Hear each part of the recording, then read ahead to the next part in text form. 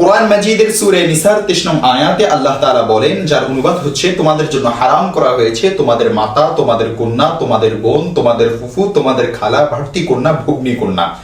উক্ত আয়াতে মাহরামের আলোচনায় যে ভগ্নী কন্যা এসেছে তাতে বোনের মেয়ে সহ তার অধস্থন সকল কন্যা অন্তর্ভুক্ত।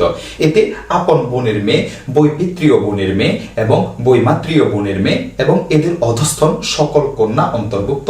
সকলের হুকুম একই।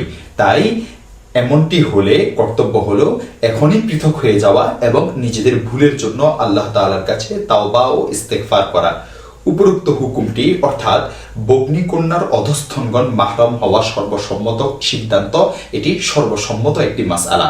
এতে কোনো ইমাম বা কোনো মাযহাবের দ্বিমত নেই। দেখতে পারেন আহকামুল কোরআন লিল জাসসাস 2 নং খণ্ড 123 নং পৃষ্ঠা, তাফসীরে মাজহারি 2 নং খণ্ড 265 নং পৃষ্ঠা, কিতাবুল আসল 4 নং খণ্ড 385 নং পৃষ্ঠা, ফাতাওয়ায়ে খানিয়া 1 নং খণ্ড 360 নং পৃষ্ঠা, ফাতহুল কাদির 3 নং খণ্ড 117 নং পৃষ্ঠা, আল মাজমু 17 নং খণ্ড 314 নং পৃষ্ঠা, ফাতহুল বারি 9 নং খণ্ড 58 নং পৃষ্ঠা।